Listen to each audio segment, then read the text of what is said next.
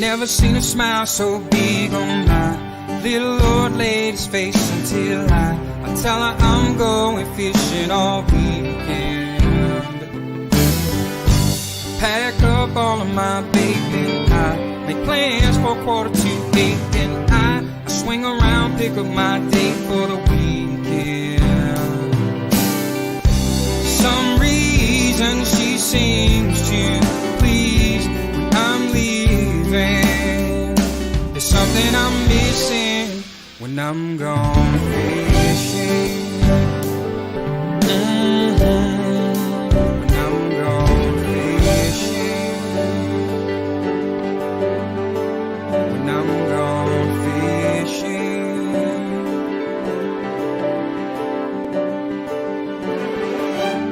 Yeah, baby. Yes, sir.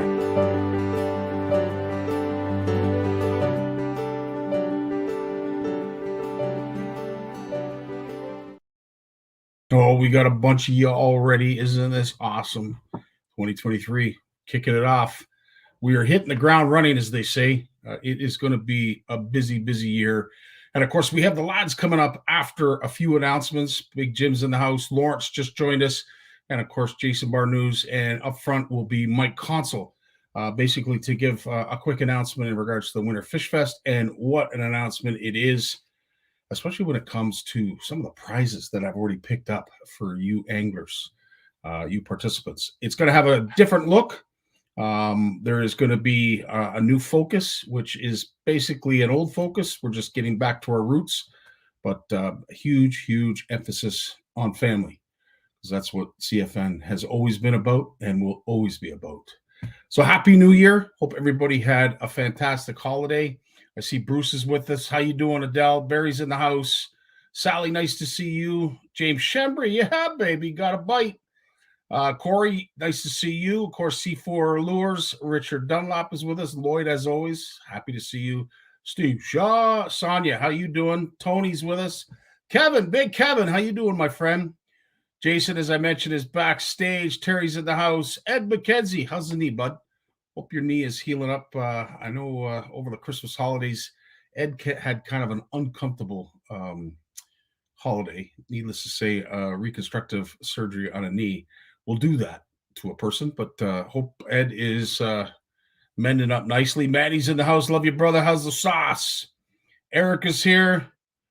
We got a whole bunch of you. Brad Norris, we'll be getting to you in a big way real soon, Brad. Big shout out to Brad and Pal Castings, as we will describe a little bit later into the podcast. Bob's in the house. Nice to see you. Well, let's get right to it, because we do have a lot to get over and some quick announcements. They're not going to be great details, so we're going to just quickly go over it. As I said, hope everybody had a great holiday. Hope everybody had a healthy holiday. Hope you got what you wanted from Santa. And if ice is what you were wishing for, you're like me, you're still waiting. You got nothing but coal. Big shout out to Sarah Gillis, who, of course, won our Boxing Day prize. It was our December giveaway. Fish like a Bueller for Christmas. So if you didn't get ice, hopefully you got what else you wished for. And in Sarah's case, she did. She got quite an assortment of tackle. That tackle box, it was over 50 pounds if it was an ounce. Darn thing, I tell you. The poor gal put it on the scale just to measure it. Her chin just dropped. She's like, you got enough money to pay for this? Anyway, it got out there. Big shout out to all who participated and generously donated to that prize pack. Sarah, I am proud to say, received it today and will be opening it shortly when she gets home from work. Of course, as I said, big shout out to the Bealers who helped out, and of course, all of our incredible sponsors that we tagged in that post. And again, going forward in the new year, we are certainly happy, of course, to have some very familiar faces return to the mix. Of course, I can't say enough about Horwood Lake Lodge, which we will be getting to, and the 5th annual CFN retreat. Handlebars Muskie Lures, of course, River Reaper Fishing, True North Baits. Jamie has helped out in a big way, and of course, James Meager. Tell you, wait till we see his prize pack for the Winter Fish Fest. Ugly Boys Baits.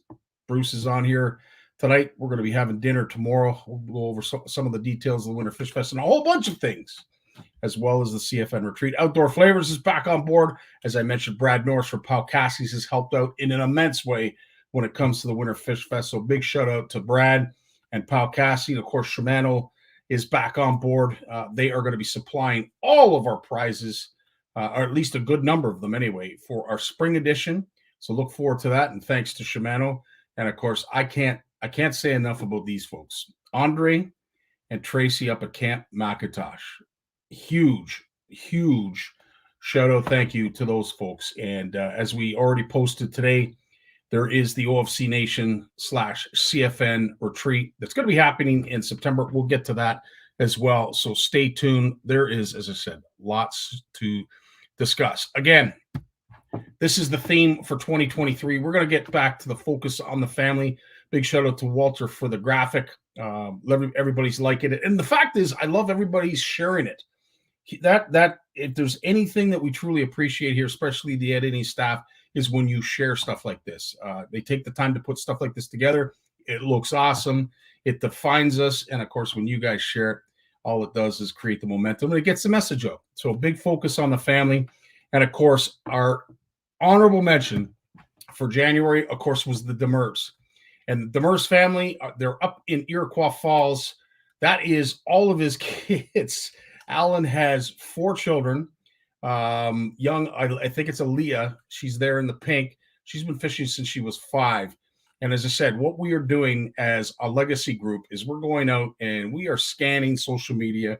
We're looking at all the stuff that gets sent to us in the inbox. Any of the posts that are shared or the Canadian Fishing Network is tagged in.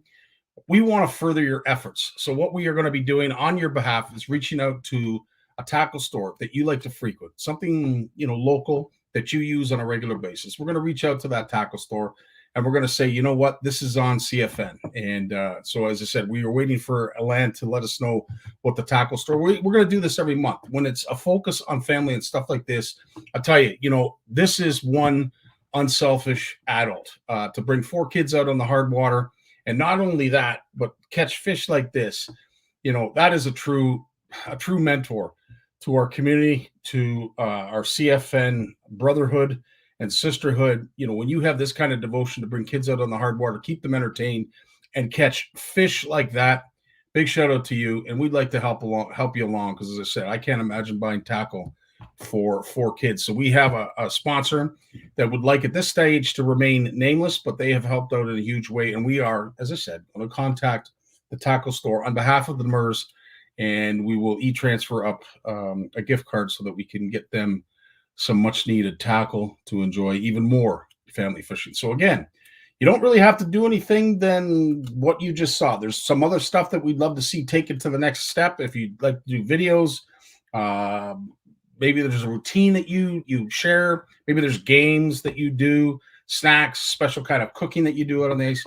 As I said, our legacy members have got their nose to the grindstone, and they are going to be sniffing out you families and some of the lengths that you go to further the passion of angling, passion for angling within the family. So stay tuned to that. Of course, Mike's going to be up in a sec. We're going to be talking about the Winter Fish Fest and all the good things in regards to that. But before we do, of course, I can't go any further without mentioning some of our CFN retreats. Of course, a big shout out to Camp McIntosh. We shared this today. Our expected arrival is going to be September 22nd. Our departure will be the 24th of September. If you want to stay there a little bit earlier, get a hold of Tracy here and, of course, Andre, the 2 owners of this wonderful establishment. We're going to be up there as an OFC Nation event. And again, we want you folks to enjoy fishing like this. Those who went last year, you know exactly what I mean when it comes to the kind of fishing that you can enjoy. Mike will come on here and talk real quickly about that as well, as we will with the Winter Fish Fest, because they have offered up a prize for the Winter Fish Fest as well. So again, big shout out to Camp McIntosh. But again, that's September 24th. September 22nd to 24th. Please get in touch with the good folks over at Camp McIntosh. I'm sure Steve behind the scenes is sharing the link. So by all means, reach out to them, get your place booked, get your bed booked, because as of right now, half the camp. So there's that. Again, another camp that is half full, and this is going to be our 5th annual CFN retreat up at Horwood Lake Lodge. The dates are August 13th, which is the travel day up there. The official start is the 14th. For all those who have come up in the past, they understand the need for a travel day, because for some, it is a bit of a trek. So the 14th and the 19th is the week. I am so happy to announce that the beautiful people that are the Renkies, Doris and Warren, they've managed to keep the price the same as last year. I don't know how they did that.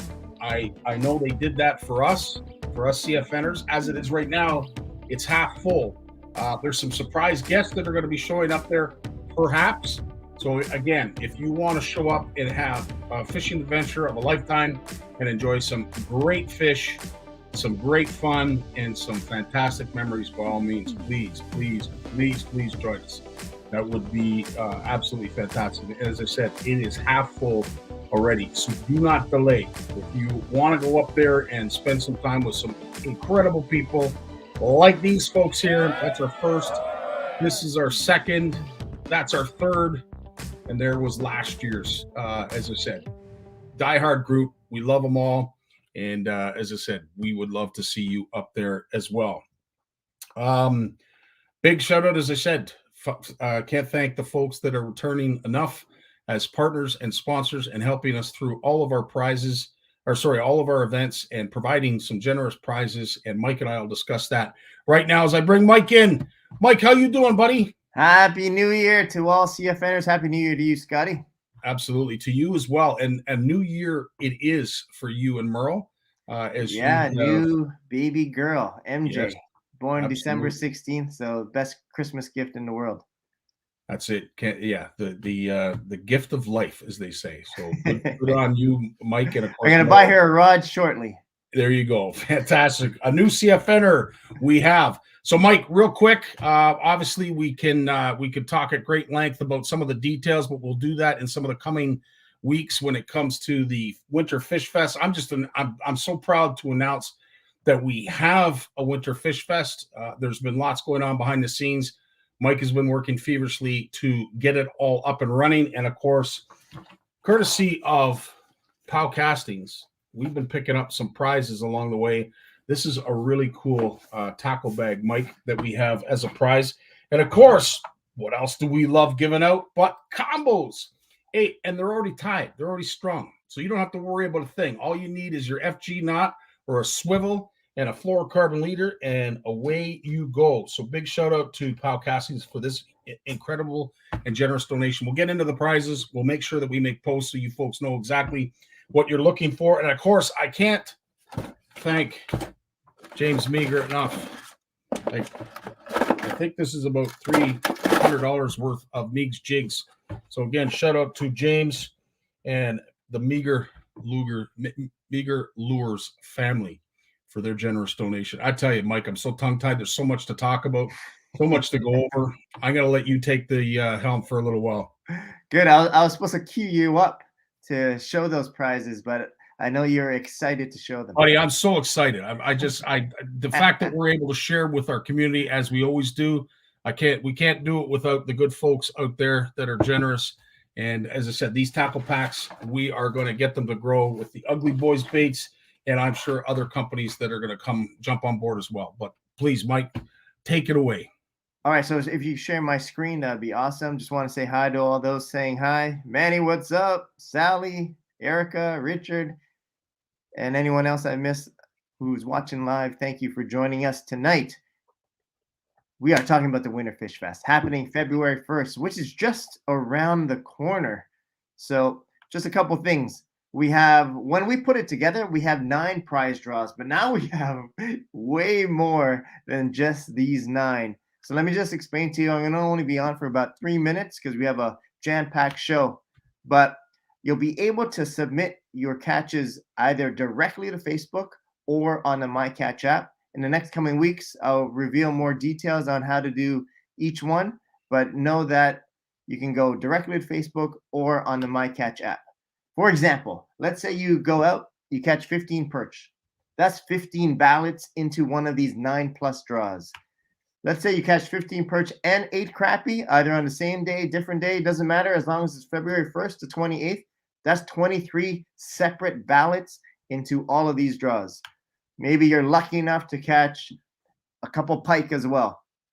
So as many fish as you catch, you can enter every single one. The more fish you catch, the more ballots you have, and the greater chances to win some amazing prizes that Scotty has already mentioned. And on top of that, we have a family portion, and I'll talk about that next week. But what do you win with all these ballots? We have tons of prizes, like Scotty said. 3 days, 2 nights at the beautiful, exquisite, remote Camp McIntosh. Get your ballots in because you can win a free trip to Camp McIntosh. We got a mystery prize pack. Thank you to Pow Casting and thank you to Meigs. We have some of those prizes that Scotty showed you there. We have a kids prize pack. So any kid 17 years and under, basically, if you don't need a license, all your ballots will be put into a special prize draw. We have a CFN zip hoodie that we're going to give away. We have a ice safety kit. We have a face mask. We have some bait to go. We have a bait to go bucket and some outdoor flavor seasoning.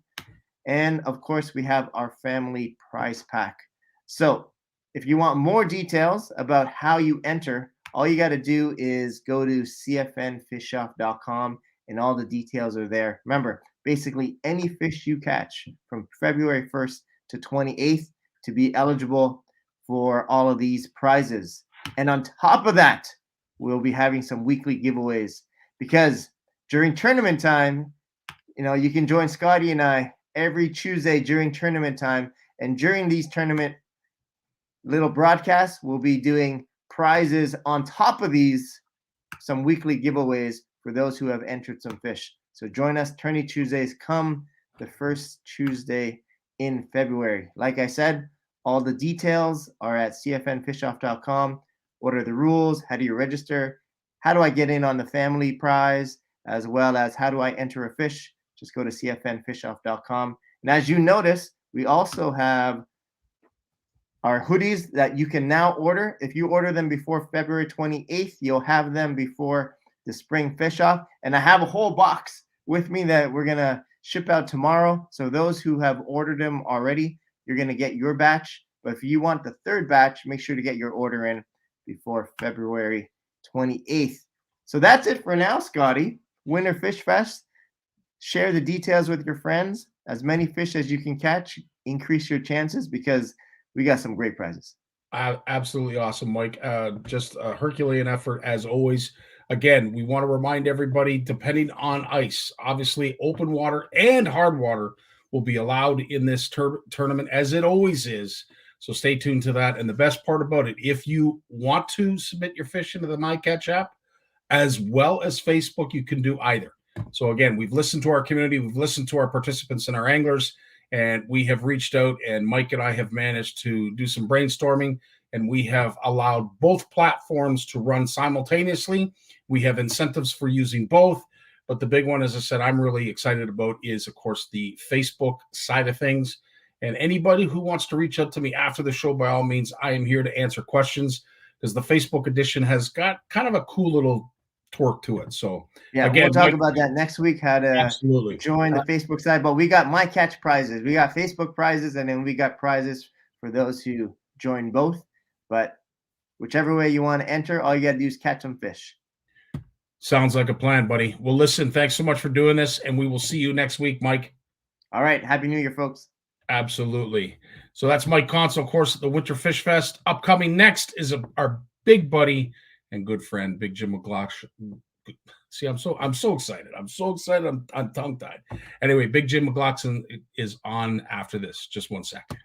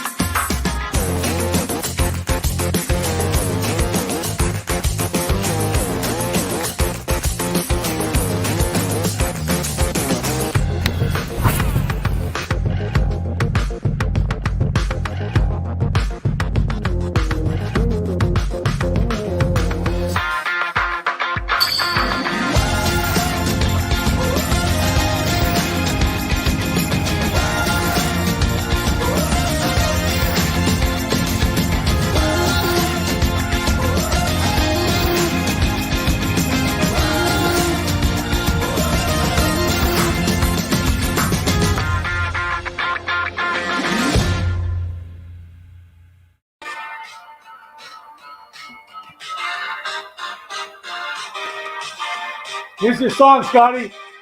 Well, I am, buddy. I am so excited.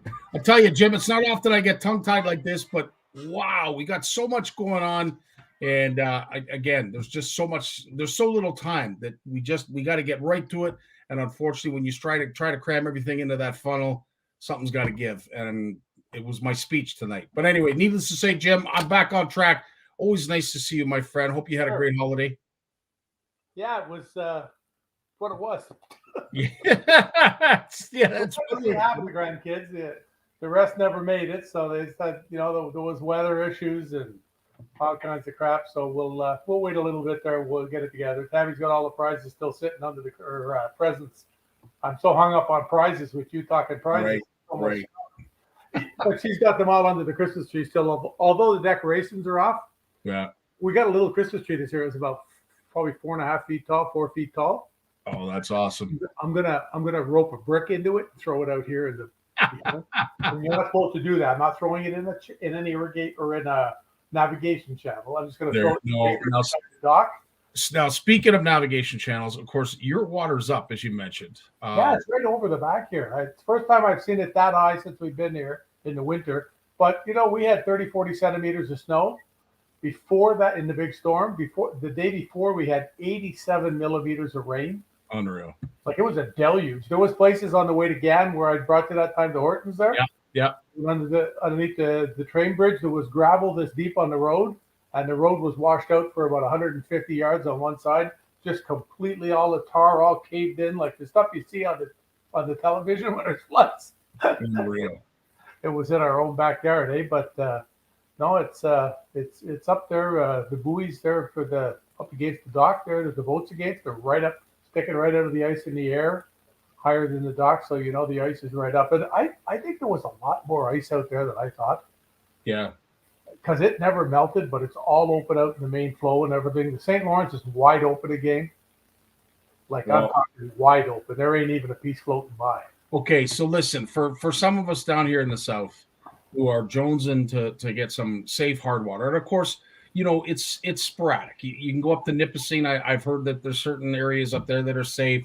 There's some areas that we've heard, perhaps maybe on the north side of Schoolgog.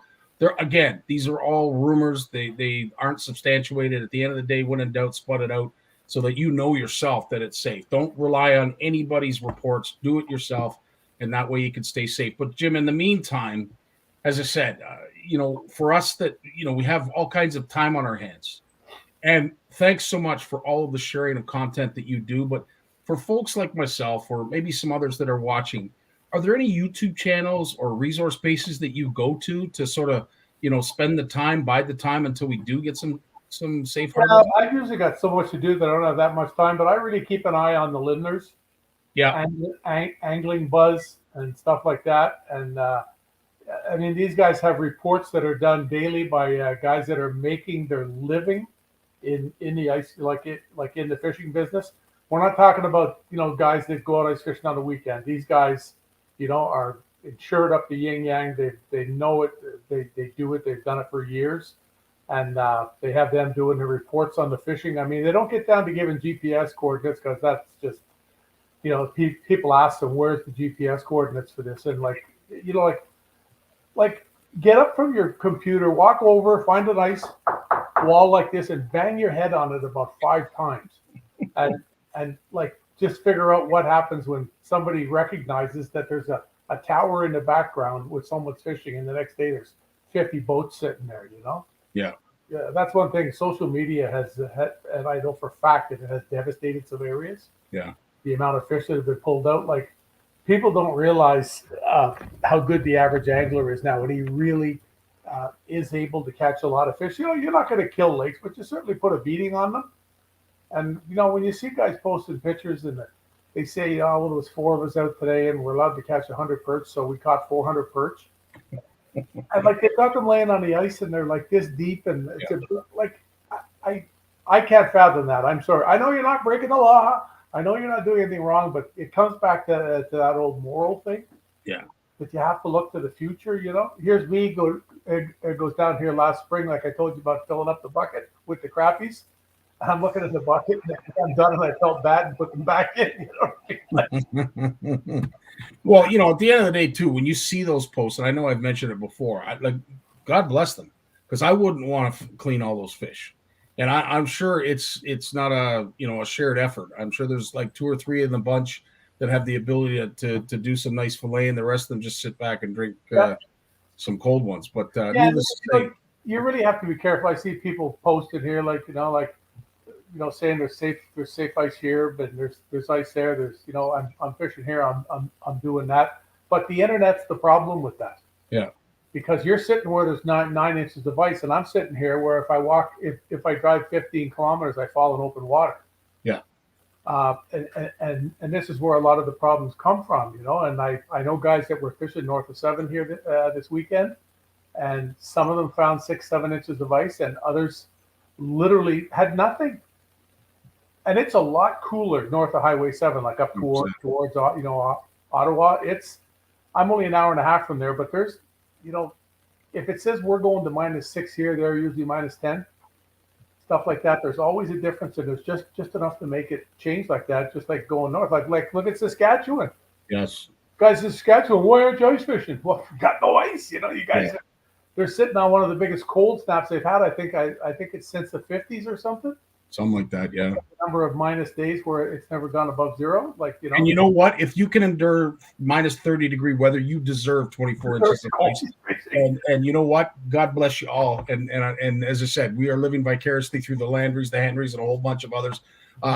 Kevin Lone has a great comment up here that I want to get to, Jim. And you being sort of a coarse fish connoisseur, when it comes to catch and release, and Kevin is great at teaching. Good for you, Kevin. Great at teaching his kids all about catch and release. But at what point, when you're keeping crappie, when you're keeping perch, even pumpkin seed or sunfish, what are you keeping? What are you throwing back? Is there a certain size, Jim, that you like to target as opposed to releasing? Well, the science on it is that you shouldn't be keeping the biggest fish. That's what it is. And I've talked to Gens and Brosdahl about this, and there's a lot more research on panfish been done over in Minnesota and Wisconsin and places like that, like really good university studies on stuff. But they believe that there's a hierarchy, and when the population is healthy, they don't produce as many big females. It's just the way nature has it. So if you start keeping all the big fish, the majority of them are females. Then all of a sudden you can put a herd on. Like I've told you about the little lake I found over here where we caught all the 10 and 12-inch pumpkin seeds and bluegills, and it was absolutely incredible. We never kept those fish. We just caught them, and the fish went like this. Yeah. And we didn't keep them. They weren't killed. They didn't die. You know what I mean? There was no stress. There was, they're 8 feet underneath the ice. They go around in a few circles. You pop them out, unhook them, drop them back down. those fish are never the same when they get fished like that, when they get pressured. And if I'm keeping pumpkin seeds and bluegills, I'm looking for those 8 to 9 inch fish, maybe max. Maybe even like not to 9, like 8.5. I'll leave those bigger ones up there, and God forbid you get lucky and you catch a 10-incher. Like so many people tell me that they catch 10-inch fish, but put it on a ruler and you'll realize your fish is 8.5. It's not 10. Mm-hmm. It's one of those things. They catch one that's a really big one and they just think it's a giant, but it's not. I remember the first time I got one that was just shy of 11, and I pulled it out of the hole, and I was in awe. You've heard me talk about it. Like I called my buddy John. I couldn't, and I had seen lots of big ones, but nothing like this. Had the big bump on its head, had a gut like me. Like, I mean, it was, it was a big fish. And for crappies, once again, 9.5 to 11 inches. Maybe the odd one that's 12 or something, but not, if you're having a tough time getting them and you're only getting a few. But I see guys and they put up pictures and they've got all these 14, 15-inch crappies and they're keeping them. Yeah. And that just catches up. It really does. And,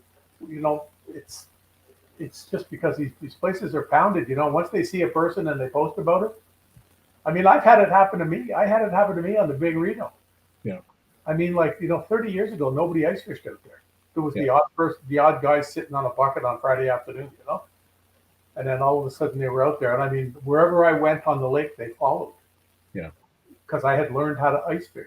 I had learned how to do it efficiently because. You mean the fish followed you or the anglers? Both, apparently.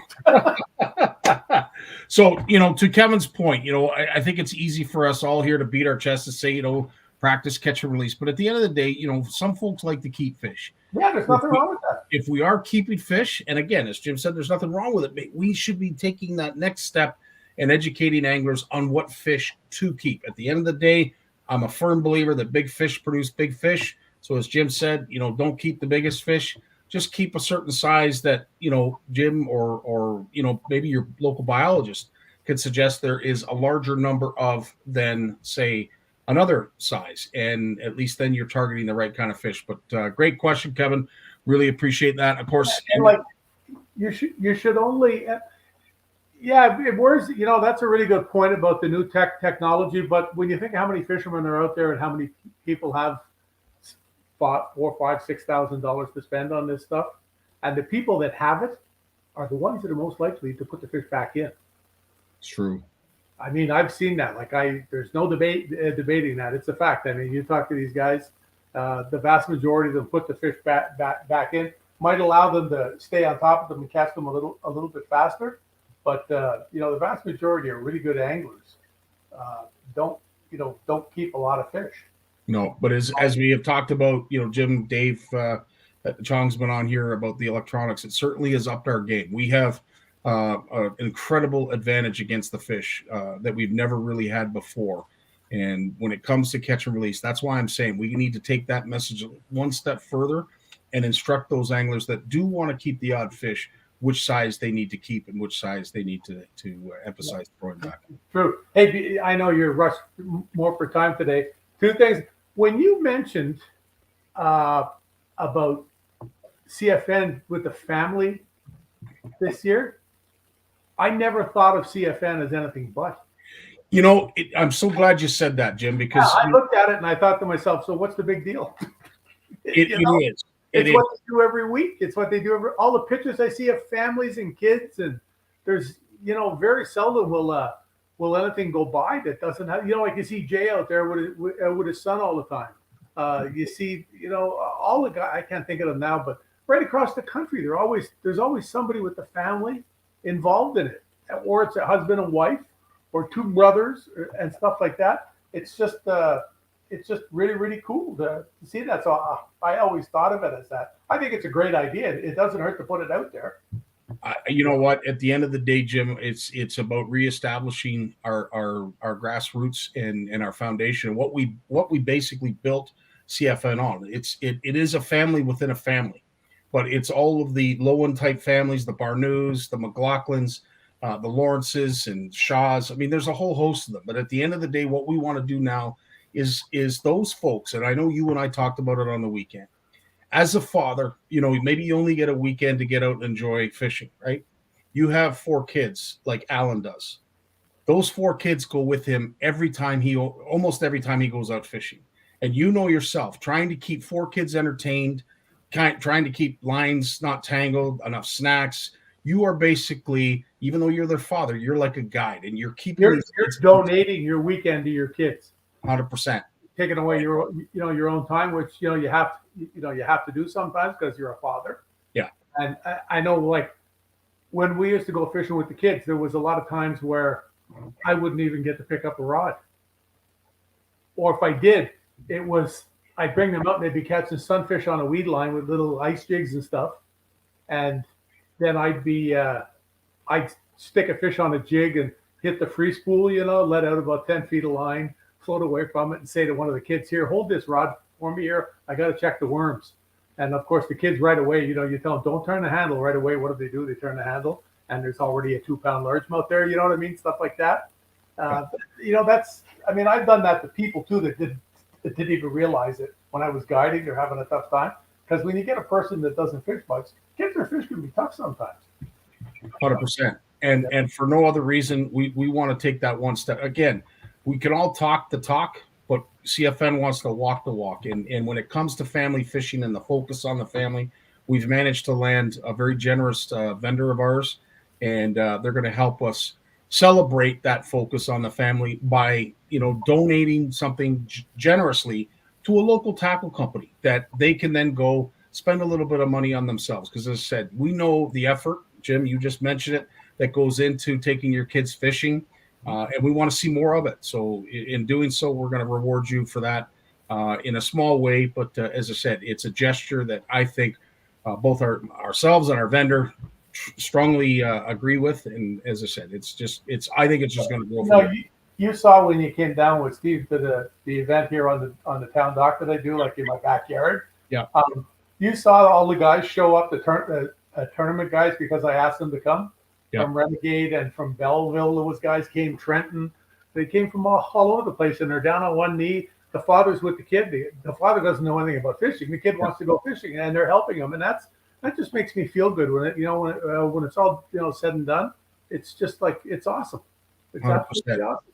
And I would love to be able to reward all of those people, like those absolutely generous volunteers that come out and help with your event, Jim. I can't say enough about those folks. Those are top shelf gems of the earth, and we need more of them in our community.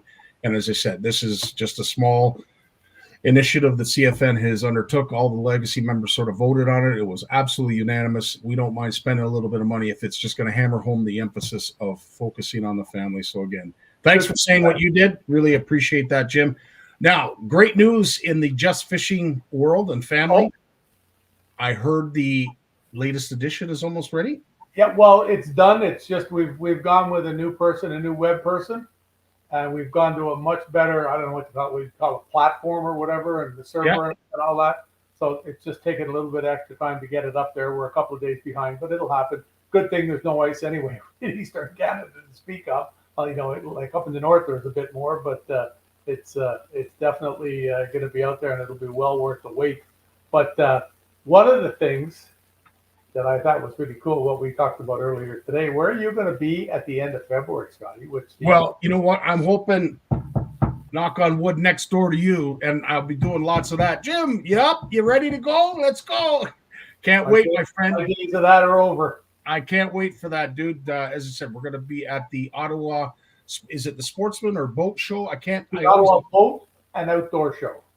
And I know Steve is going to share the link, but yes, Jim, I can't thank you on behalf of CFN enough for allowing us the opportunity, because I do believe all the income free, all of the CFNers are going to be there in large numbers. We've got we got the big pool for the kids. Yeah.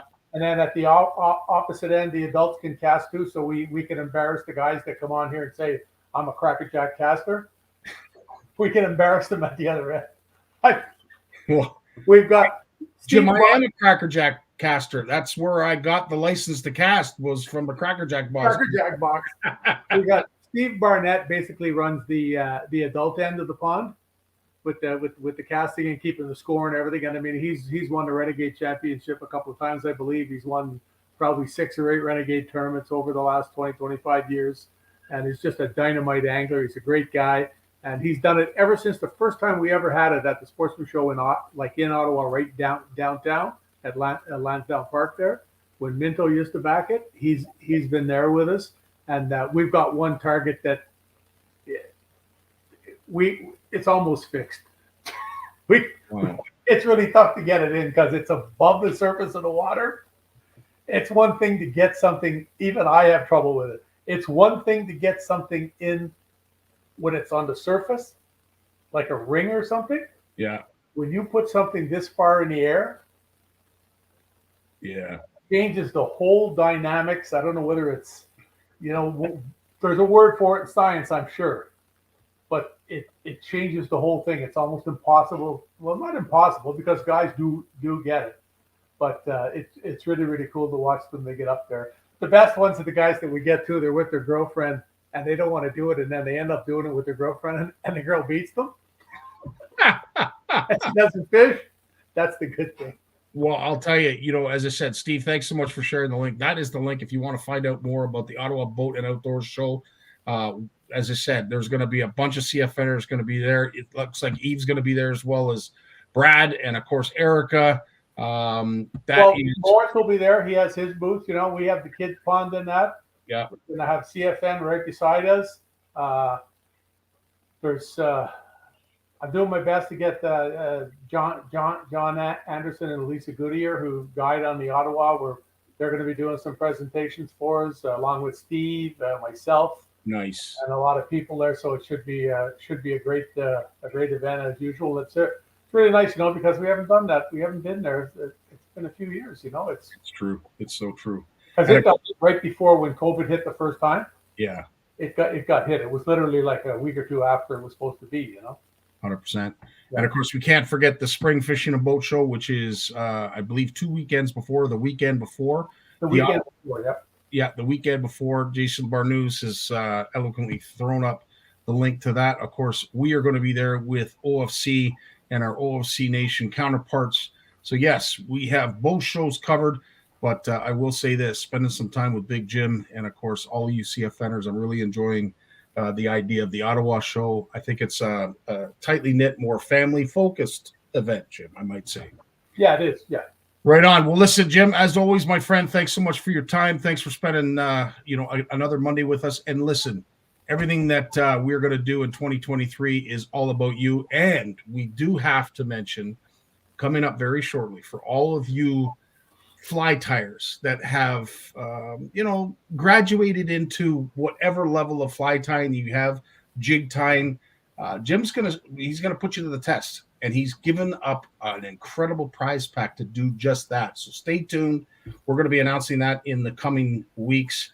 But for all those who are doing some fly tying and jig tying on your own, you're going to be able to put your stuff front and center with CFN's giveaway courtesy. Yeah, that prize, that stuff actually came from a guy who tied flies.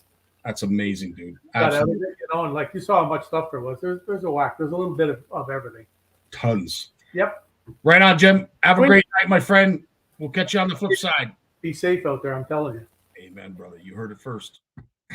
And last, if you don't, I think I mentioned it to him on the weekend. I was going to go up and check a certain water body to see what the ice was like. And he said, well, make sure you're safe. And I said, well, dude, if I'm not, I don't want to weather the tongue lashing I'm going to get if I don't. So you know what? No worries about that.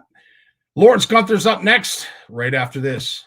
When it comes to Canadian food, we've got your back with flavors like lemon pepper, beer batter, campfire barbecue, lemon pepper dill, garlic butter and chives, and crispy Cajun. We've got a mix for every meal. Whether you're serving East Coast shrimp, West Coast salmon, succulent walleye, chicken wings, or veggies, we've got you covered.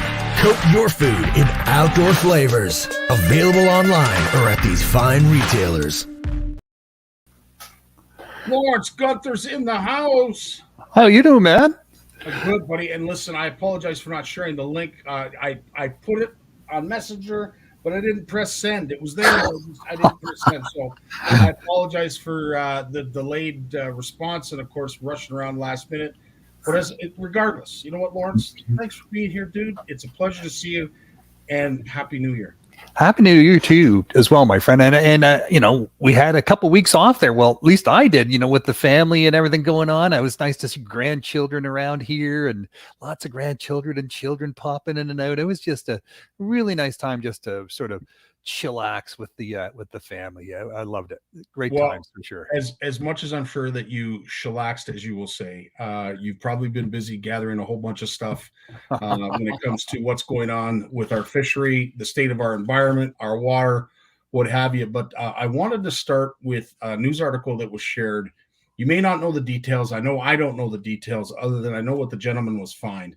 And I have to say this is not a moment where, I want to point the finger at commercial fishing. I don't, because what I feel is I feel horrible for the other commercial anglers that are out there doing it the right way, doing it the way that the laws have laid out. And then you've got this joker who's out there, trying to pull the wool over the M&R's eyes, and he's managed to get himself in some hot water. He has amassed a fine of $55,000, and I don't know the details. It's all alleged. You're guilty when you have to be proven guilty before anything else, but you're innocent until then. And let's follow the rules of the law. But at the end of the day, there's a reason that he was charged. There's a reason that he's been fined. And all I can say is, on behalf of all of the commercial anglers that are doing it the right way, thank you. But I wanted to ask you, Lawrence, when it comes to these fines that are levied to commercial anglers, and I will say this just on our own water, never mind, across the pond and worldwide, is it stiff enough? Are they stiff enough? Because I made a post in our legacy chat that said, I think if this person blatantly did what was done, I don't think they should be allowed to fish ever again. Is that too harsh? People like this are normally repeat offenders, right? It's like, someone who steals from a store. It's not just a one and done thing. It doesn't work like that. Unless you're a kid, you steal a chocolate bar, you get caught, you have to apologize, you cry, all that stuff. Yeah, there's a good chance you're not going to do it again. But most people that steal and cheat like that, they do it. They're habitual. They're habitual cheaters. So, they get one fine, they get another fine, they get caught again and caught again. They get a reputation. They're known for being this, and then it just becomes a cat and mouse game until each time they're caught. And that's, I think, more of interest to these people as much as it is the money. For sure, the money is, they figured out a way to cheat the system and make some really big undeclared profits, and they get hooked on that. There's no doubt about that, right? When you have that kind of money flowing in, you don't hard to let that go. So I think you can throw the book at them over and over again, but as long as they're walking around out there, they're going to find another way to do it. So that's more reason why we need to have, professional enforcement officials out there working to catch these people, to stay on top of them, right? It's not just, they get a slap on the wrist or they lose their license or lose their boat, or, it's the size of the fine isn't going to stop them necessarily. It's just, they just have to keep getting caught. And at some point, they're not going to have the resources or the ability to continue to do it, right? Their network will be shut down. They'll lose their boat. They'll lose this. They'll lose the other thing. But you really want to throw the book at that, to someone who, a first-time offender, maybe that someone who's just trying to pay off some sort of debt before they lose their house or lose their car, their boat or something, and they're just getting desperate, and they're slipping into that and they get caught, like that kid, who steals a chocolate bar for the first time and then gets caught. Yeah. It's true. And you know what? At the end of the day, we like to think that folks can somehow correct themselves. And in this case, it is a commercial angler. Corey, I have to say, thanks for sharing this. Commercial fishermen in Oregon, they missed up one time. It's $100,000 fine or 20 years behind bars. And of course, they lose everything. That's how strict they are here in Oregon on commercial. Well, you know what? At the end of the day, is that too severe, or is that just? In the case of this gentleman, Again, he's innocent until proven guilty, but I want to say if it's being posted by the MNR, there's a good chance that he's already been convicted. Oh yeah, a known $50,000 felon, and some of these fines and jail sentences, it can be up to, right. So first offense and second offense, third offense, they're going to throw the book. It's maximum. So it's nice when the judge has that flexibility to sort of adjust accordingly. Like if the first offense they didn't do it, they have a much bigger stick for the next time.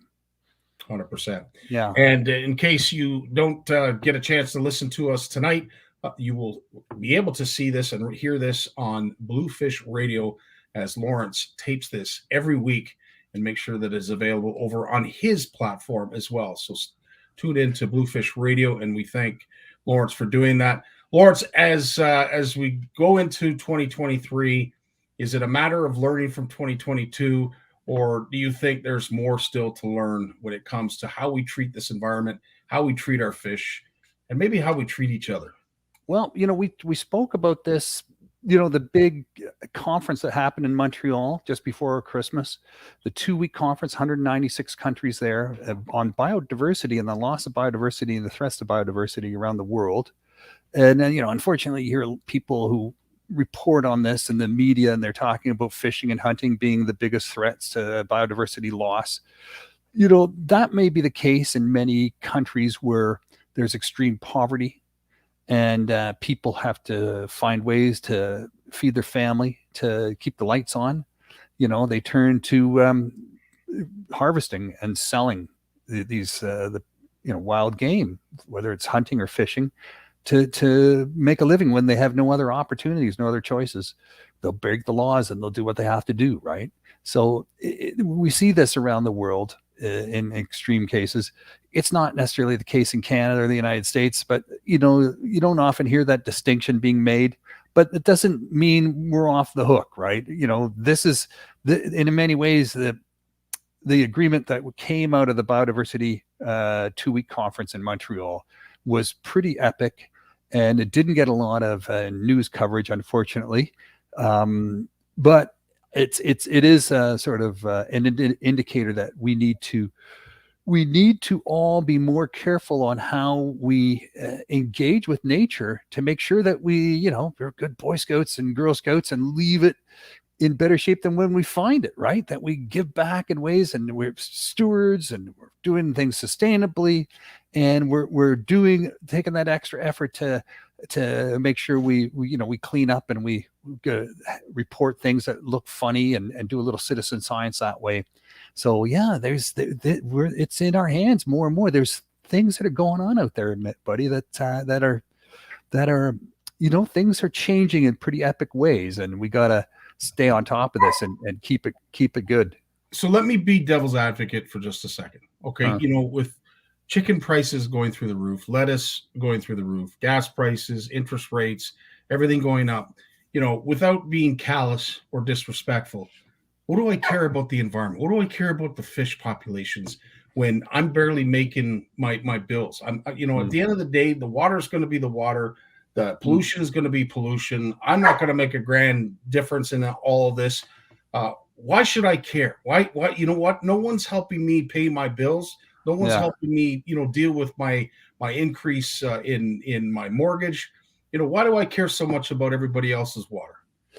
It's a good question. And when people get desperate, they think, well, I'll just be, it's just me. I need to take a few extra.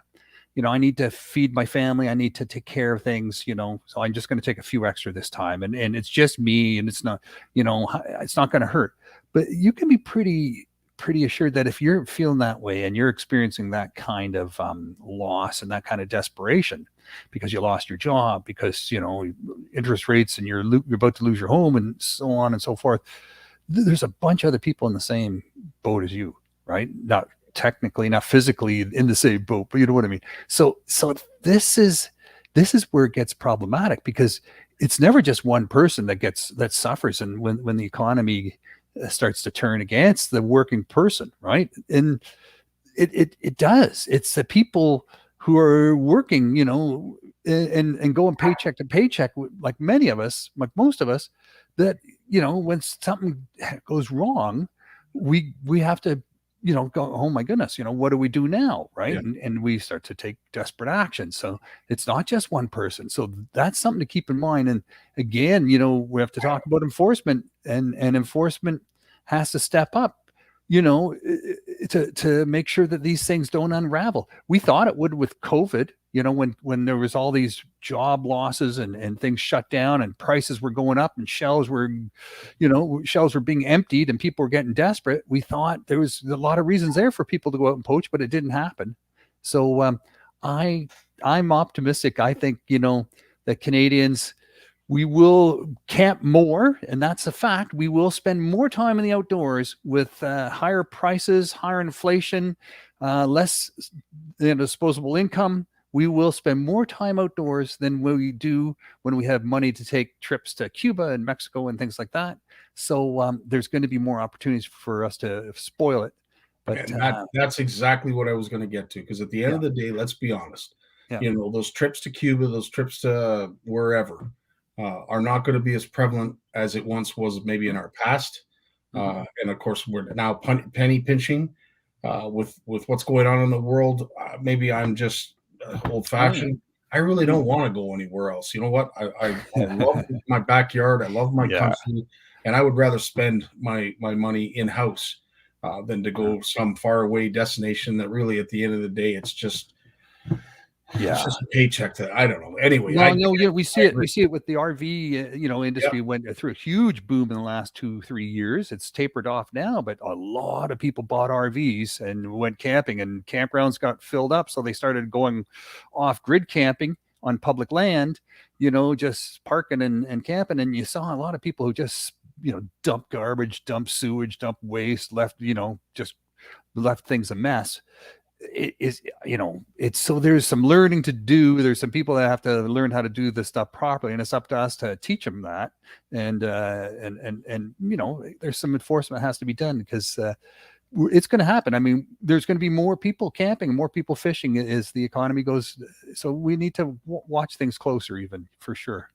Yeah, and unfortunately, there is some bad news, and of course, George is here to share both of them with us.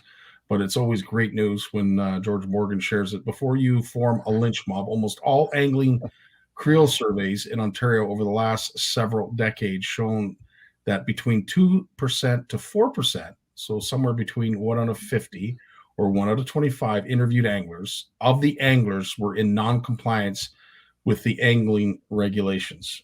Oh yeah, the regulations are getting more and more technical, right? With slot limits now, and 1 over 4 under, these these machinations of numbers and sizes.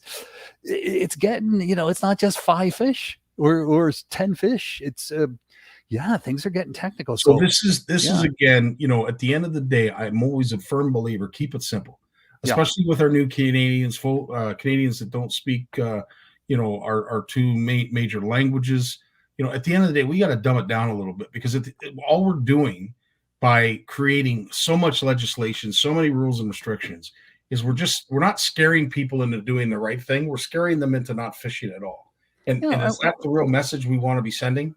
No, but why aren't we developing tools to provide this technical information in real time to people? Everyone's walking around out there with a smartphone now. Why can't you load on your OFAH fishing app, and then you go somewhere, you can just click a button and select a species, and it'll tell you exactly where you are based on your GPS, what the season is, and what the slot size is, and the limits are. And even if there's some sort of sanctuary nearby that, okay, you can't go over there during this period of time, but that's off ground, kind of off base right now.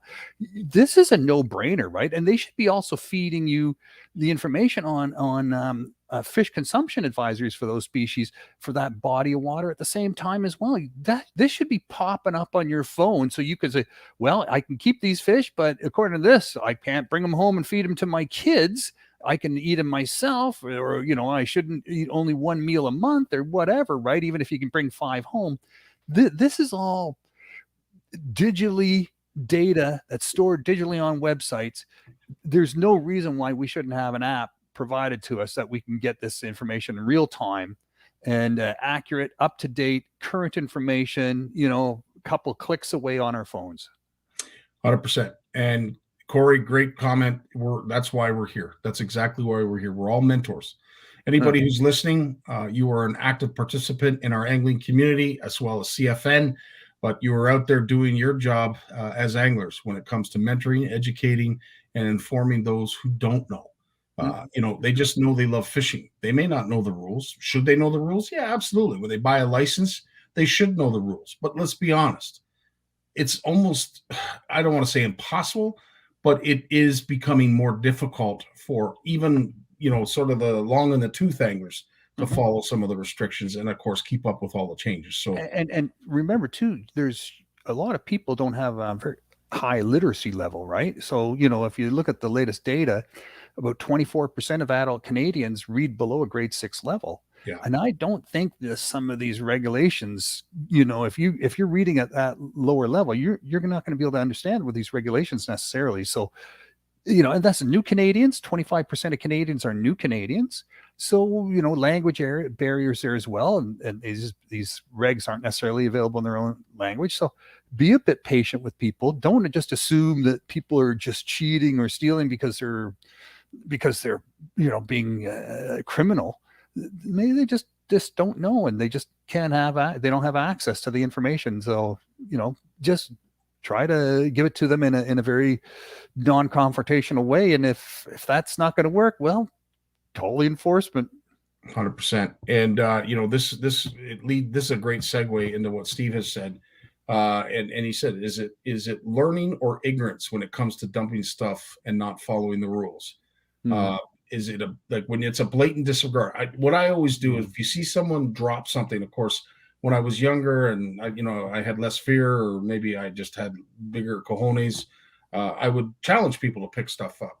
To me, I find if you just do it in front of them and they see you do it, make them see you do it. Yeah. The message gets driven home, I think, in a more effective way.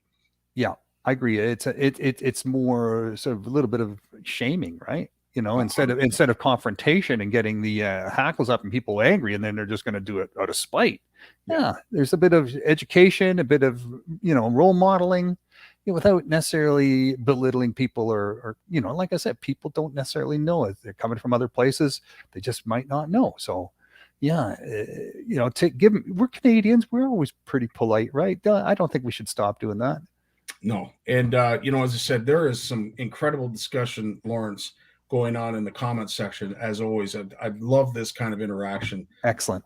There's some great points. I'd love to share them all. I'd love to get them all, but I know you've probably got a snippet of news that you want to share with us. So here we go. Shall we do it?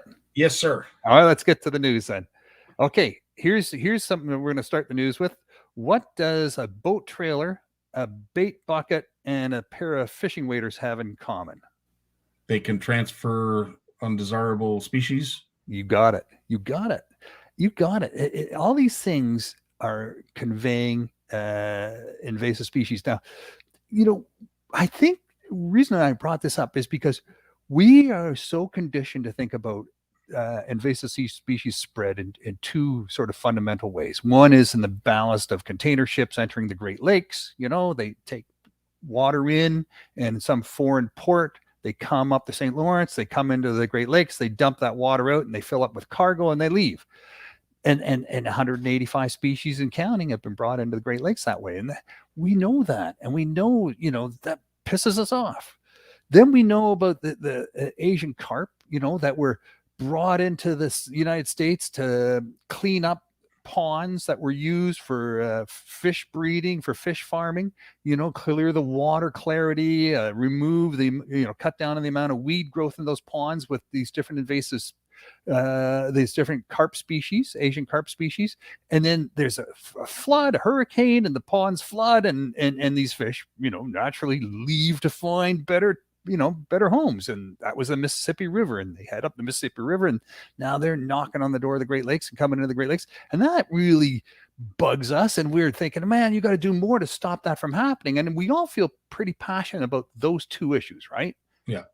Yeah. So now we know now we're starting to know that, hey, they want us to clean our boats. They want us to wash our waders. They want us to, check our minnow buckets and restrict where we can get our minnows and what kind of minnows we're allowed to use and where we can transport the minnows, if we can use them at all. In Quebec, you can't even use live minnows. In Ontario, it's getting tougher and tougher. It seems like, why are they picking on us? Well, if you check out the Bluefish Canada News and a new podcast we just popped up on the Bluefish Canada YouTube channel. So it's one we did in video, because we've got some great researchers and experts from the Fish Brain app people that this researcher dug into the back door of the Fish Brain app. 14 million people use that Fish Brain app. And she dug into the GPS data of 250,000 anglers and 4 million of their catch logs, and came up with some pretty astounding information about anglers and invasive species. And I don't want to get into all the details here, because we'll be here for a while, but you check that out. It's all, the links are there in the Bluefish Canada News on Bluefish Canada. And this is, to me, why I'm bringing this up. To me, now the spotlight's on us. Yep. It's so true. At the end of the day, I think the spotlight is always on us. We can ask and beg for better supervision, better policing, better management of our resources. But at the end of the day, we're the ones that are using it. And I think the onus, yes, to a large extent, when it comes to a money cost and factor, we have to shoulder a lot of that responsibility. So no, absolutely. Great point. Yeah. We have to turn that ire on ourselves a little bit. And we don't see these things necessarily, right?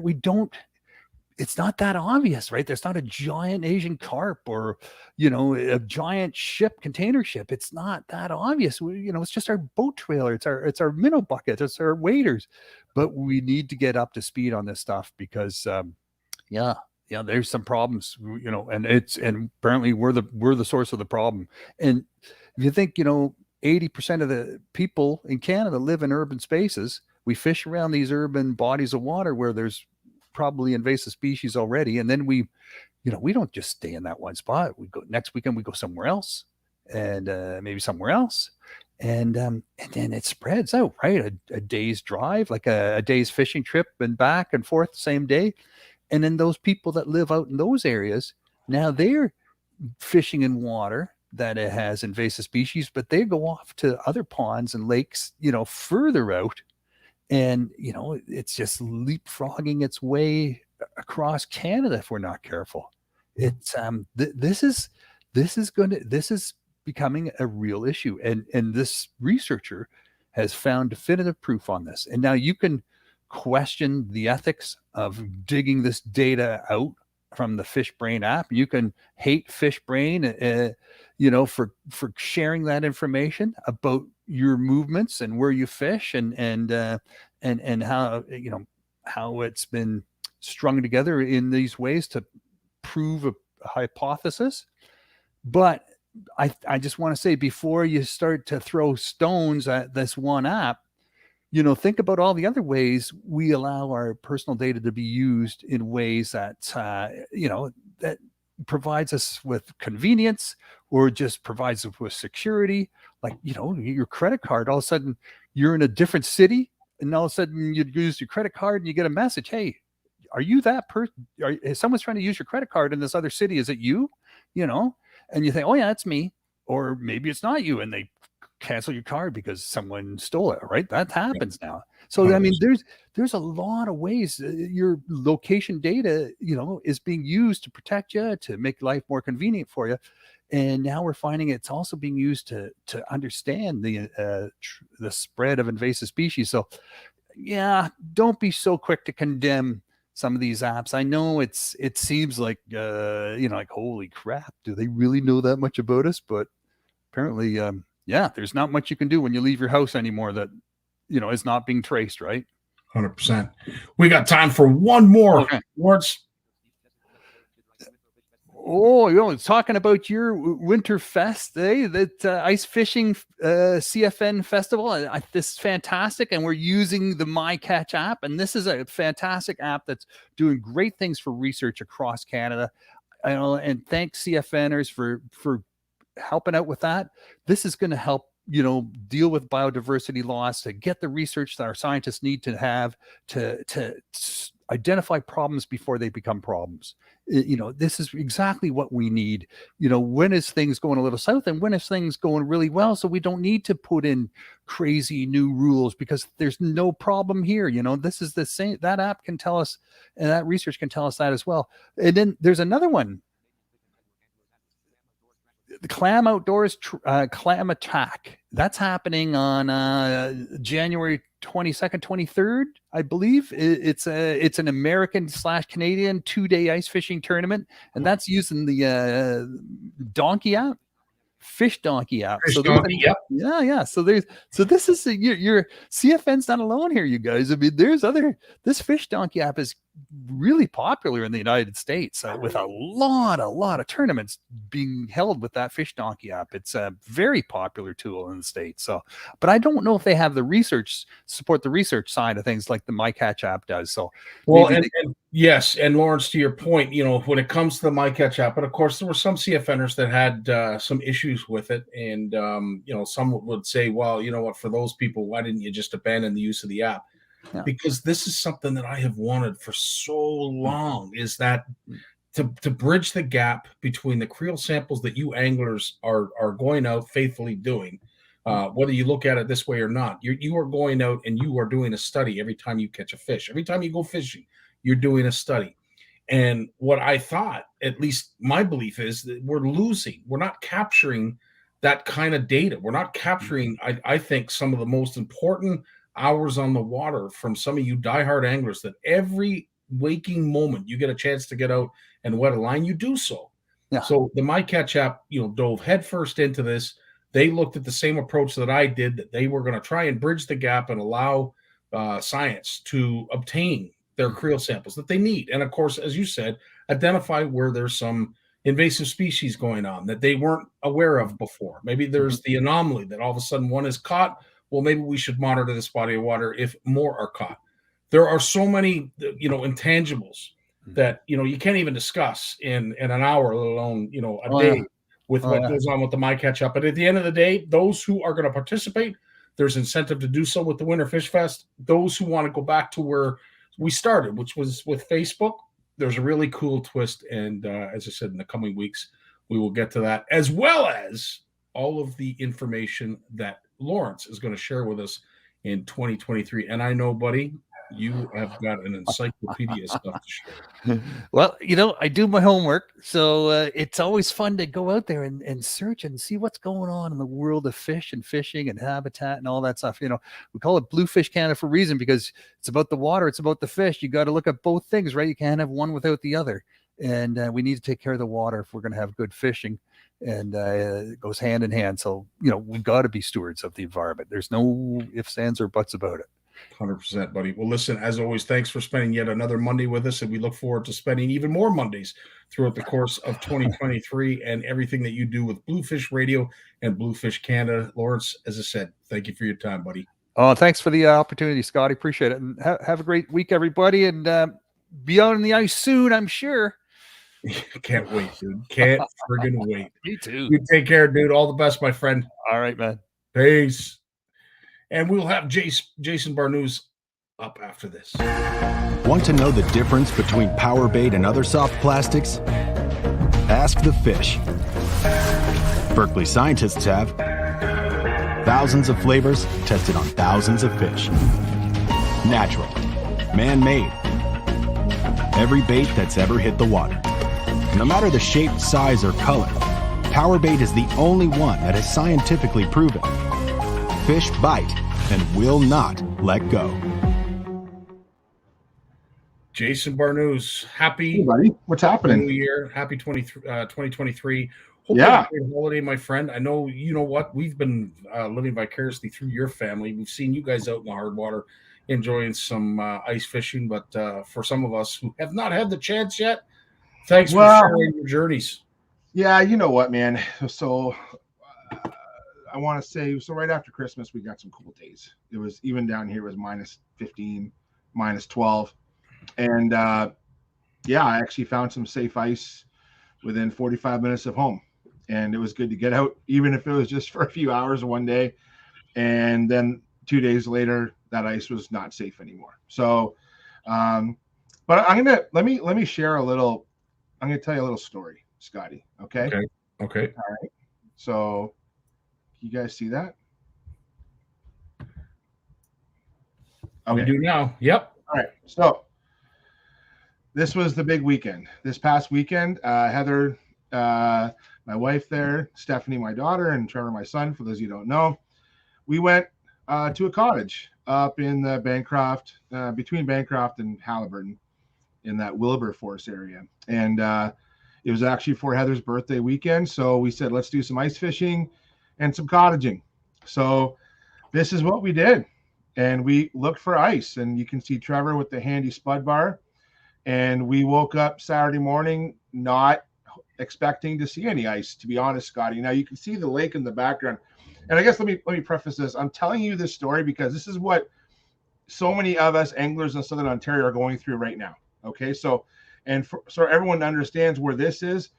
From my house, this is about a 4.5 hour drive to get up to this area, right? Not including stops. So there's Jason time, which is 4.5 hours, and there's Heather time, which is like 5.5 hours, because she likes to stop and have lunch and things like that. So, well, she was the birthday girl, and Sonia, thanks for reminding us. She is the birthday girl. She is the birthday girl. So I am the older one in the relationship. Likes to remind me of that. So anyways, so here we are Saturday morning, and this is what we found on most lakes that we went to in that area. Now, this is a small lake. This is actually the lake the cottage was on. It was a Airbnb.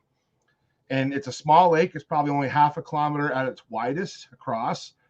But you can see at the shore here, the shore ice is terrible. And it was like that everywhere because after all that cold weather, there was lots of rain up north. And so those who are watching understand these lakes had decent ice, but out in the middle, and I say decent in quotes because it wasn't great. And then at the shore, it was real soft and real dangerous at the shore. So you can see here in the next picture. So there's Trevor. That's at another lake with a dock. And this lake's actually stocked with rainbows. MNRF stocks it, as well as the Haliburton Sportsmen's Association. Scotty, I'm sure you're familiar with those guys up there. They actually run their own hatchery. I love it. Love it. So this is one of the lakes that they stock. And it wasn't safe. Like just to get on the lake, it's about 9 feet deep right off this dock. And there's just no safe ice to get on there. And then we drove around to the third spot and look at this. We saw a hole. So I said, okay, let's check this. So even though I see a hole, I got my picks on. I got my picks. I got my striker suit, flotation. I got my spud. There's Stephanie supervising in the background. She's actually carrying a scoop because on my scoop, I actually have a Sharpie marks for every inch. I have 6 inches marks on my scoop. So when I drill a hole, I can put my scoop in and I can measure my ice thickness. And I know that, I want to know that I have that sort of at least 4, if not 6 inches of ice. And when I got to this spot, Scotty, there was over 7 inches of ice in that hole.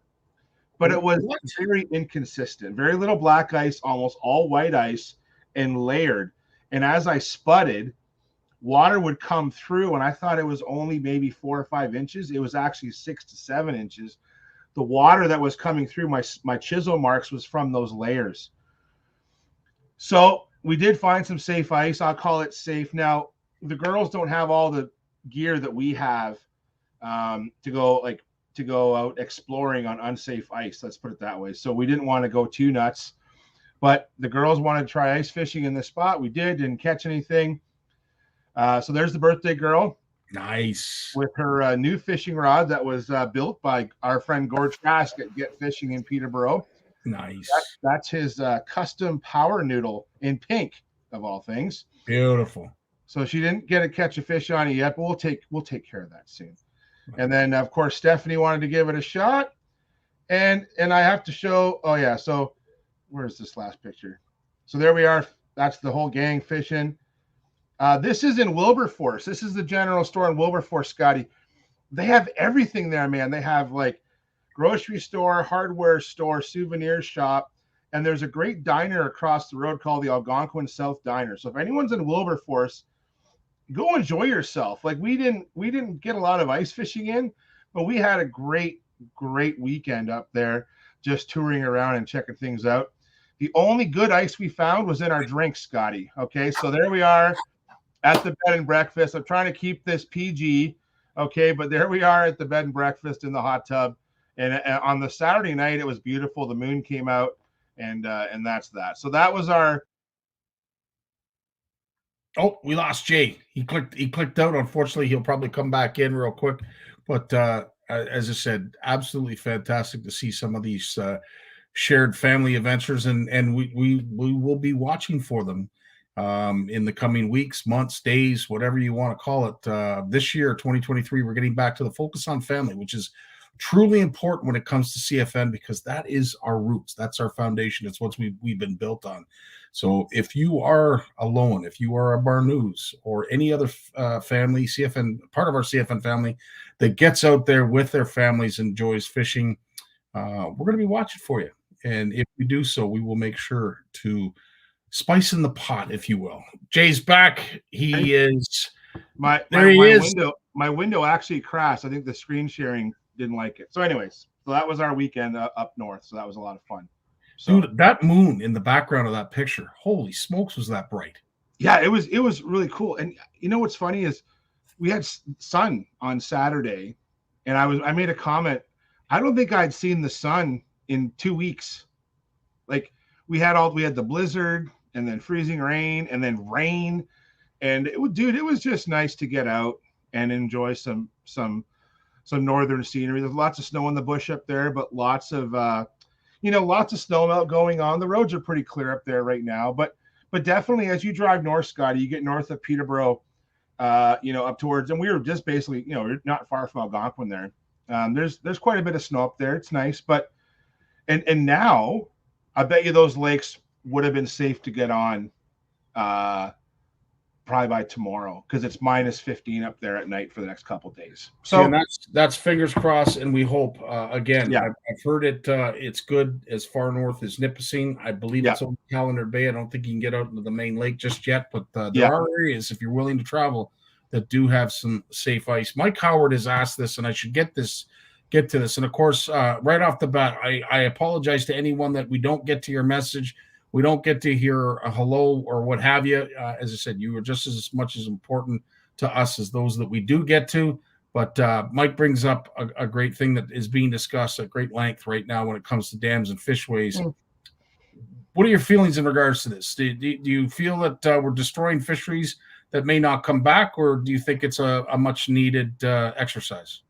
It all depends on the river, Scotty. Right. And the factors. There's so many factors that play into this. So for example, there are some dams in Ontario that I believe are obsolete. They were built 100 years ago, 50 years ago for the purposes of water control, or even earlier for like a sawmill or a grist mill or something like that. And the dams serve no purpose anymore. Now we could have probably some healthier fisheries with dams removed. That's one river. The next river over could be a totally different story. There could be a massive round goby issue in the river. Do we want to take the dam down to let the gobies keep going upriver?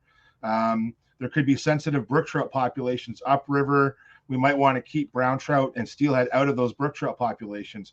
I hate being prescriptive, but in the world of fisheries management, we really want to take our time and think about these decisions. 100%. I do believe in general, a lot of dams are obsolete. I think a lot of rivers in southern Ontario could really see more dam removal. I think we would see some better fisheries develop. Don't forget, when there's dams, you actually have a lot of issues with not just warming of the water, but you also have a lot of issues with the river becomes too wide. Rivers need sediment to live. The sediment's like the blood of the river. It's not just the water.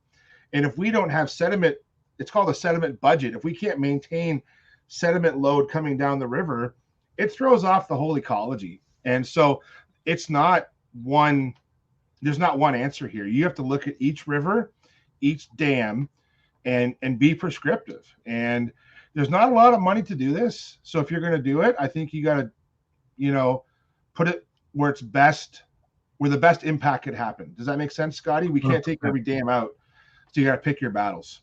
Yeah, at the end of the day, I mean, let's face it. In a lot of cases, they keep fish in, and obviously, as Jay mentioned and alluded to, it keeps undesirables out. So Mike, your point about spawning areas, if you're going to take dams out, you need to make sure that you recreate some of those habitats that are lost. Here's the thing, guys. You have a dam that's created a reservoir above and down, and you'll see this on the Grand. Has anyone driven over the Grand River on the 403? Yep. Okay. It's way too wide because of the dam in Paris and the dam in Brantford. That river is way too wide for what it should be. It should be narrower. If it's narrower, you get more sinuosity in the channel. Okay. And you get that sinuosity, you get point bars and you get outside bends. That's your holding areas. Dams mess up sediment load.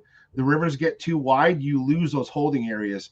If you can remove the dams and recreate some of that lost river, the sine wave, that river habitat. Look, dude, I'm dancing. You gotta pay money. I love it. But but you need to charge extra, but you need those holding areas, and those happen only when you get those sine waves, those nice point bars and outside bends. That's the only way you're going to get it. So, there has been a few that have been removed, and I'm so glad that Sparkus brought this up because it is so true. Walkerton's Dam came down a few years ago, and it helped in a huge way. As anyone who knows Walkerton's, you understand what was happening downstream of it, and now that that's gone, it has done exactly what Jay has just said, and it has livened up that river. Well, and the thing is, though, is that it does upset some because you do lose holding areas for fish. Areas that were great holding areas are no longer great holding areas. Those fish just move. We've seen studies where steelhead on the Grand and steelhead on the Saugeen, dude, they don't even hold anymore. They just, the weather is right, the conditions are right, and off they go. Yeah. And they're not as catchable anymore. So from a fisheries perspective, it's good. But some anglers aren't happy with that because you're losing holding areas where traditionally it was easier to catch fish. Now they're not as common. So the only concern I have with sediment, Jay, is as we talked about reproduction, of course, is when you get those rain events and you get a deluge, and of course it muddies up the river. Yeah. If you've just had a spawn, let's say our walleye have gone up, they've done their thing, you get all that sediment running down river. What it has a tendency to do, and in most cases, is it chokes those eggs that have stuck to these rocks, that have found the nooks and crannies that are now being filled up by mud.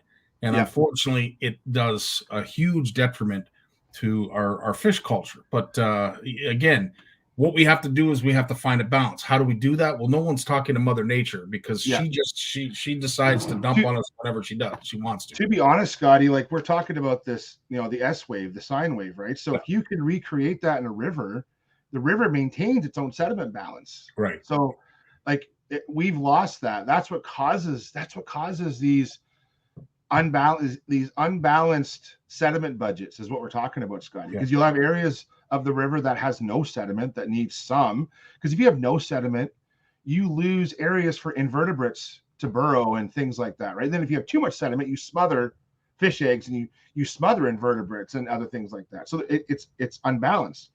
If you have a natural river system that's uninterrupted, you maintain that sediment balance.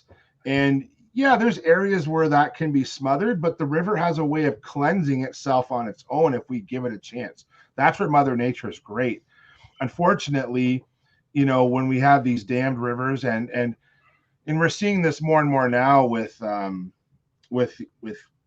I don't want to get into climate change too much, but dude, the storms are more and more intense. 100%. And so we're seeing more sediment washing into the rivers. And that's also a combination of intense storms, land use changes. We're going from forested, covered land to areas that's covered in asphalt, right? So everything is getting unbalanced in some of these places. And unfortunately, and if anyone's been on the news recently, and I don't want to get into it, but the issues with the Greenbelt in Ontario, I know we have to build houses and there's a housing crisis, but those Greenbelt areas protect the river downstream. So what happens in those headwaters at the Oak Ridges Moraine and in the Greenbelt, that impacts what's happening downstream, all the way to the mouth, all the way into Lake Ontario, for example. Yeah. And if we lose those greenbelt areas, we're impacting all those rivers along their entire course, not just in the greenbelt. So it's a slippery slope.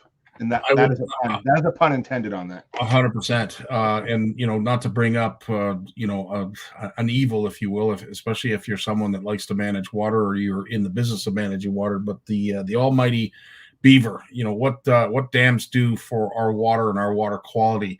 I don't think we truly know the value that some of those dams produce for us. And again, not that I'm here to let out the beavers and let them do their thing, but unfortunately we look at beaver dams as a negative influence when truly they are great filters when it comes to keeping that sediment down.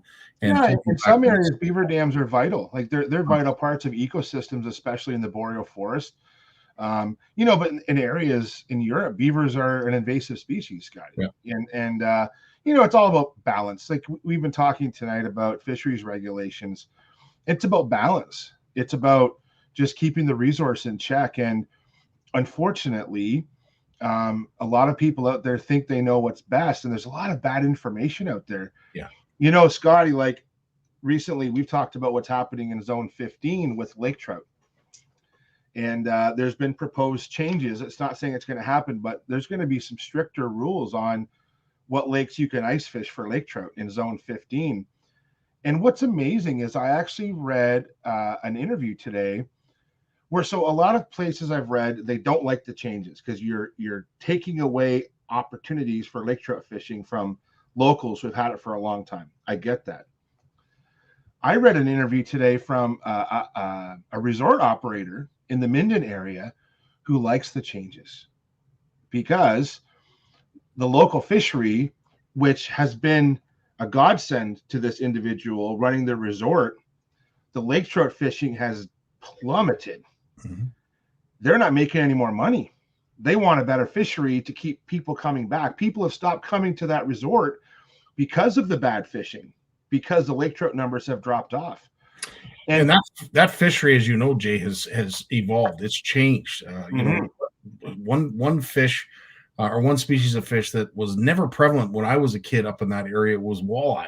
Yeah, there was the odd pocket here and there, but they're all through that Gull River system now, and it has switched, and it has provided anglers, even though it's considered evasive because it's not naturally there, for anglers, it's awesome because you're catching fish that you've never had the opportunity to catch before. Yeah, and they've cut back on that, and they're going to cut back proposedly on the walleye stocking in those areas because the walleye aren't native to those areas, and there's been huge changes in lake trout stocks. Like even the introduction of rock bass has had incredible negative impacts, smallmouth bass on these lake trout lakes. Like there's some really cool, if anyone's familiar with that sort of Canisius Lake, Redstone Lake area up near the Halliburton Forest, there's genetically unique strains of lake trout up there that's been identified as genetically unique by John Castleman of all people, right? So John's, in Ontario, Canada, he's a fisheries god. He is. And I think there's just some really cool lakes up there that just need a little extra protection. And I know it might make the regulations a little more complicated, but you know what? We're okay with that. Like there's way tougher things out there. Like, dude, if you're going to build a house, Scotty, you're going to build a house. Yep. And we're talking about, like, I don't want to talk about the layman, but we need a certain size of a wire, a certain size of pipe. The pipe's got to be made of a certain material. The wood has to be a certain width, a certain length. The insulation has changed. We have to go from an R6 to an R60. I know I'm being very, very blunt here, but everything in life that we do has rule changes for a lot of reasons. Yeah. And I think that slot limits and limit changes and season changes, man, that's easy to understand. I think it's honestly the people that choose not to understand it and the ones who complain are the ones who just don't want to bother. And George's data tonight hits home about non-compliance is very low with anglers. I think we need more COs, we need more enforcement if we can, but it is good news for people to understand that the compliance is really good out there. It truly is, but we could use some help. That's for sure. So 100%. And, to your point, of course, as Brad has mentioned, he'd like to see mandatory buffers between agriculture and rivers. Unfortunately, now it's almost, you can, I guess, to a certain degree, but what happens, it's almost the cart before the horse. Like these farms were segregated in such a way that now to go back and to create that, unfortunately, the farmers are going to have to give up perhaps maybe some land, and that's not going to be that desired. Yeah, there's been some data. There's some data out there, research done on this, talking about having mandatory like 10 meter, 20 meter, 30 meter buffers along water courses. I'd like to see more of that. It doesn't always happen. But you know what? There actually are, in some of our official plans, and especially in urban areas in Ontario, buffers are encouraged. They're not enforced. They're not part of the official plan like a bylaw, but in most places it's encouraged, and it's not necessarily frowned upon. It's just there's not a hammer to make that happen. That's the issue, right? And it would be nice to have that all across these places, but we don't have that. But I'm going to tell you, there's a lot of people out there that really value these healthy ecosystems, these aquatic ecosystems, and they're working to maintain those. In fact, I'll tell you that a lot of the green belt, I worked for a few years in the Central Lake Ontario area, so Oshawa, Whitby, Bowmanville, and I was the biologist for that area for 3 years. And one of the guys I worked with, his job was traveling around North Oshawa, North Whitby, North Bowmanville, like that Newcastle, Orono area, Scotty. And he met with landowners, and they bought land from them, and it was put into conservation trusts. Okay. And the joke I have with that is, if anyone watches Yellowstone, the conservation trust has caught a lot of issues on Yellowstone. If anyone watched that. And it made me think about my time at Cloca, because when I was there, it was great because by buying it and putting it in possession of a conservation trust, you can't touch it. Like, even a green belt is a government regulation, but a conservation trust, it's like owned by an NGO. Yeah. You can't touch it. So by selling it off, and these farmers sold it, they got a good price for it, to be honest, at the time. And they sold it because the kids weren't farming anymore. And the parents or the grandparents who owned the farm, they didn't want to see it gone. And this went on quite a bit and still goes on. And it's wonderful to see. And I'm happy for programs like that, because when I see what's going on in the news, these things won't happen because of those places. So 100%. And that's one thing that I will say. You talk about a balance. At the end of the day, I would take 6 days a week and twice on Sunday the effluent that runs off a farmland than what runs out of a subdivision. And for the Bay Equity and everybody who has enjoyed that walleye fishery, it's the farms that are upstream of that Bay Equity that has made that such a productive fishery. And it will for some time, because let's face it, they're not developing in huge ways out that way. So we're going to see that fishery last for a very long time. But the nutrients that come from those farms, let's not disregard that. It comes in handy, especially when those eggs start to hatch and those fry start to get hungry. And I want to comment on Marcus's comment here about the Thames River. I just saw it a few minutes ago. Yeah. So I get a lot of comments about the Thames River, especially below London. It's very muddy, and people think it's unhealthy because it's muddy. It's not. It's the local soils are clay based, so it looks muddy. The Lower Grand is like this too. A lot of the Grand River below Caledonia, especially as you get further down towards Cayuga, York, Dunnville, it's muddier as you go down because of the clay. The river's quite healthy. Large numbers of species in that river. It's quite the fishery, to be honest. So don't be fooled by a muddy river that's unhealthy. It's all perspective, right? So those clay soils along the Thames, it just gives it that color, but it is as healthy as can be. It needs help. It's downstream of the City of London. Everything that gets flushed in the City of London goes down the Thames River through Chatham, right? But it's doing pretty good considering the pressure it's on. Absolutely. Brad, Friends of the Grand have worked miracles by working with farmers and landowners. Absolutely. Some of the stuff that they've been able to do, some of the land they've been able to ascertain has been absolutely, it's almost mind-boggling that the farmers have worked like they have and have given up and understood the need to do so. So, yeah, Brad, great point that you bring up. And Bruce, you bring up a comment in regards to the rock bass. I would have to say, I've grown up in that area. I have fished that area many years. Yes, rock bass are very, very prevalent. But I will say this, walleye love rock bass. So if you want a species of fish that are going to eradicate their numbers, walleye are definitely that fish. So let's keep their numbers up. Yeah, I think for a lot of anglers who are frequenting that sort of Canadian Shield parts of Ontario, and I'm going to say like everything sort of north of the Kawarthas up to Algonquin and across both sides, eat some rock bass. Do us all a favor, eat a few rock bass. They're pretty tasty. They taste about the same as a pumpkin seed or a bluegill, and you're probably going to save a few fish. Right there, George. Get out of here. Well, yes, absolutely. We've got lots of muddy rivers. The Abitibi is another one that's a very muddy, but is also a fantastic fishery, as Terry shared with his many exploit. But yes, we are blessed to have a lot of great fisheries and great waterways around us. We need to do our part to remain educated and hopefully do our part to keep them clean and full of fish. Jay, what have you got upcoming this week? Dude, I have to find some place to ice fish, and I think I will find some places to ice fish. I won't tell anybody where because I don't want anyone following me, and it has nothing to do with keeping places secret. Yep.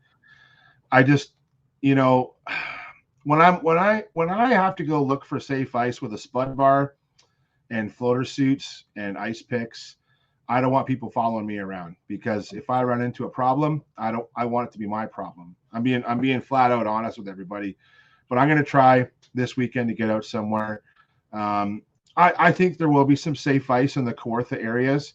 There's also a lot of unsafe ice. So everyone, please be careful. I'll definitely be out trying to find something. And Scotty, I too bad about that event up on Cooch. So, but yeah, I haven't got the official word from Jeff yet, but it doesn't look as if the huts are going to be going out that we'll be able to house an event. But that doesn't necessarily mean we're never going to be able to do it. As you've mentioned, it is going to get a little bit colder. February is just around the corner. I know we're going to be busy with the shows, but it would be nice to get out at least once, no?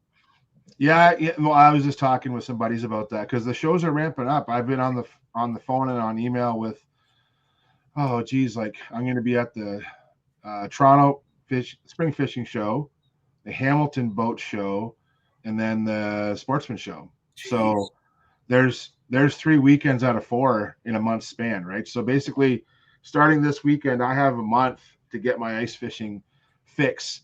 And now here's the thing though, because I have to travel. Like if we get local ice, I'll get my fix because I can go out every night after work, right? But I don't see local ice happening around here for at least another 2 to 3 weeks. So all my ice fishing is going to basically be on weekends for the next little while. So hopefully, and I don't feel like burning that much gas, Scotty, but I might not have a choice. We'll see what happens. So absolutely, but I'll be out. Listen, thanks so much. Make sure you give Heather a kiss for us for her 18th birthday. Wink, wink, nudge, nudge. And thanks as always, spending your Mondays with us. And we look forward to another bunch of them in 2023. Be well, everybody. See ya. Take care, Jay. All the best, my friend.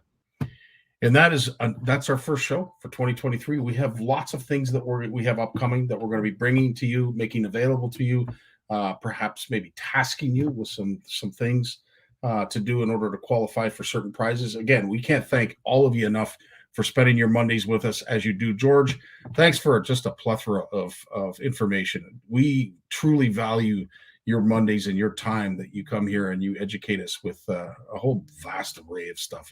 But again, keep it coming. Truly appreciate it. And of course, we appreciate all of you. I can't say enough about you. You guys are loyal. I'm forever there. I go to bat and war for all of you.